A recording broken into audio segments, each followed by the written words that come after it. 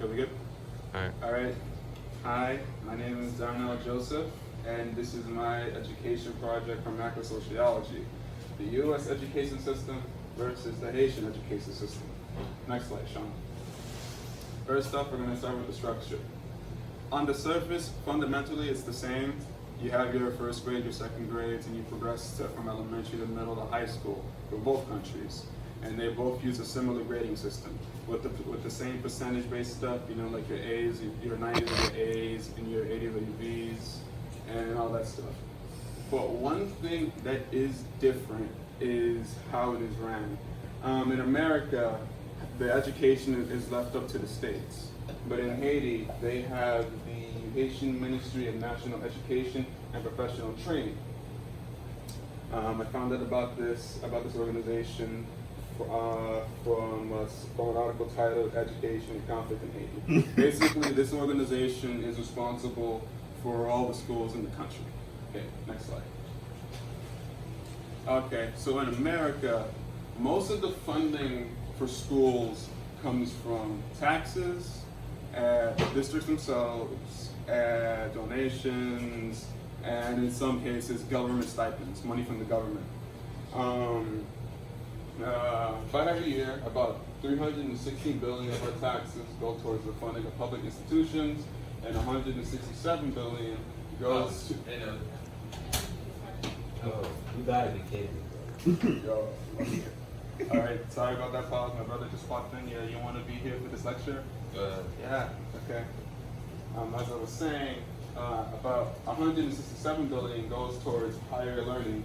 So a grand total of about $480 billion goes to schools in total, which I got from an article titled Policy Basics: Where Do Our State Tax Dollars Go? In America, private schools are vastly outnumbered by public schools. Let's see, they get their money from tuition fees from the parents, and in some cases, government subsidized depending on the situation.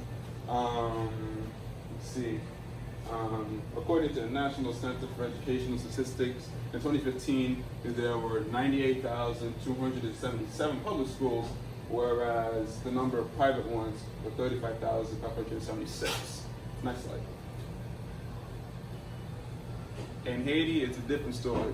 Over 85% of the schools in Haiti are private institutions and are, of course, funded by tuition fees. There are public schools in the area, but they exist far and few between. There aren't that many. And according to the Global Partnership for Education, the school system accounted for 19.8% of the country's government spending. A typical family in Haiti makes about $75.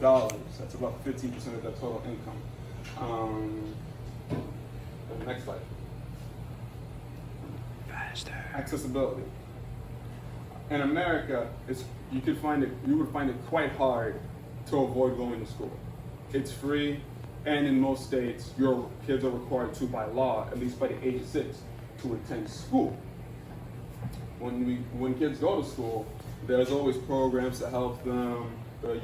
Kids who don't speak English, you have speech programs. Kids with learning disabilities, you have special ed programs that basically help them get through the course. Let's see.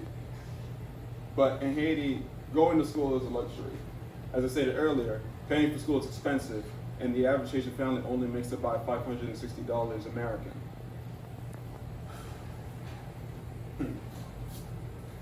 It also doesn't help that a large majority of kids who live in the countryside are at a disadvantage of going to school, since the public schools generally reside in urban areas, so they're too far.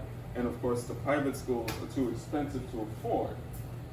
And another thing worth noting is that only a very small margin of the population actually goes to college, about 1%.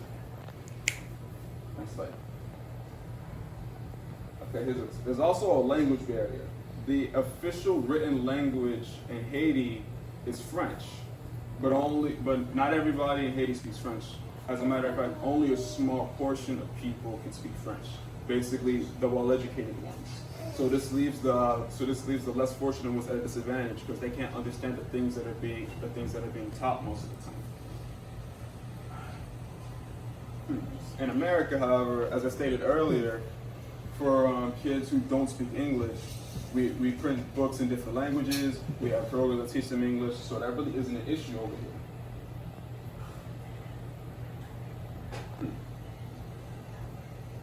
Another thing worth mentioning is that only 2% of students pass the certificate test, a test which is needed for kids to advance to high school, which, as I stated earlier, is written in French. Next.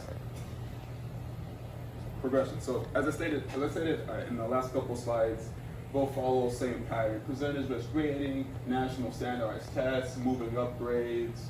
Although the system may be similar, Haiti's system is plagued with a lot of problems. As I stated earlier, school is expensive, and a lot of the kids don't understand what is being taught or what is being written. Most kids, about 60%, don't finish past elementary school.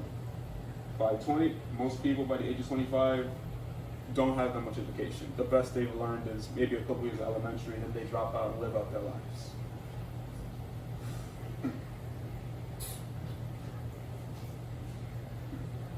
There's also the fact that some kids may be overage for the grade that they're in, because since schooling is expensive, if the family runs out of money, the kid's gonna have to pull out of class, and they probably won't go back to school until the family has the money to afford it. All right.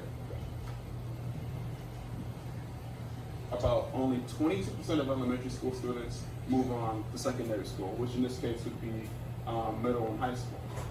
As stated earlier, only a small portion get to go to college. In America, there's at least 20 million people who attend university. In Haiti, only about 11 million people live in the country. That means that approximately 1.1% go to college. Next slide. Okay, so at this point, I'm through comparing, because after a while, I started becoming more interested on the Haitian education system more so than studying the American one, which I guess probably defeats the purpose of this project, but I'm still educating on this matter. As I said earlier, most Haitians at the age of 25 or older have not made it past the elementary school level, which I learned from the United States Agency of International Development. Many of the schools and teachers are not qualified to be as such. It's very possible for people to just open up a school, or people to just come up from the street and just say, hey, I want to be a teacher, but they don't have the qualifications.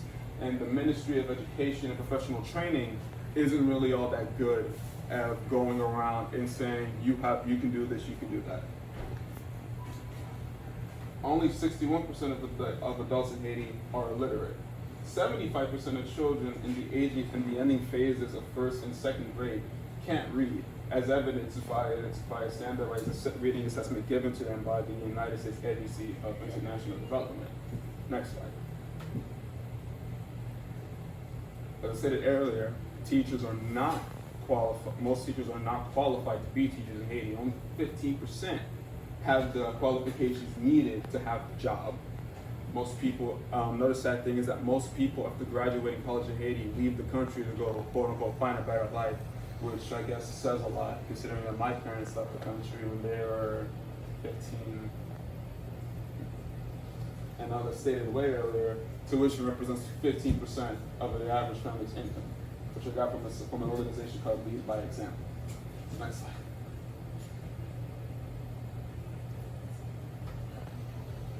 So here's some of the good things I found out.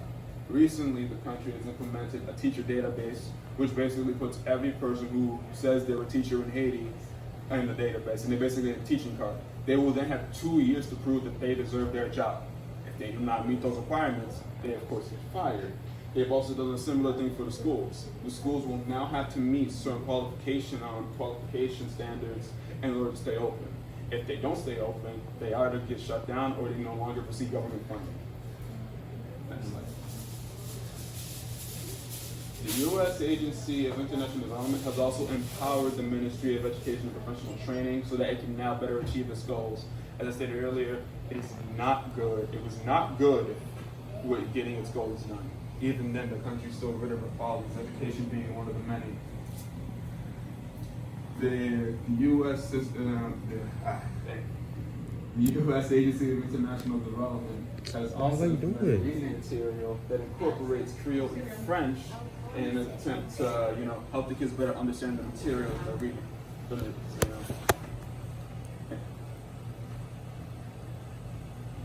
These are some pictures that I dug up, There's a picture of a Haitian university. I moved down to the high school, and these are both, elementary schools. You can see the interior of the building. They don't look like much. Next slide. Now, next slide, you have a comparison to, American schools and institutions, high schools, middle schools, colleges. They just have so much more at their disposal, and it's really sad that the people that I'm quote unquote descended from don't have that. Go back to the Haitian school. I don't know if my brother went back to that one, but I guess I wanted to get some footage. Alright. John, go. Hey, these are the works that I cited. Statistics, for those statistics, some of those statistics I pulled up. Education system in Haiti, a lot of charity organizations, some government organizations as well. Next slide. And there's the rest. So now let's conclude my presentation. Okay, Derek, you got anything to say now that you know about the education in Haiti? Well, you had the same on me. My parents said that the Haitian school system teaches kids manners, and they don't do it here in the U.S. Is this the last slide? It's not mine. Okay. Bye, Professor Kurtz. I'd like to get an A, but yeah, you can cut the camera now.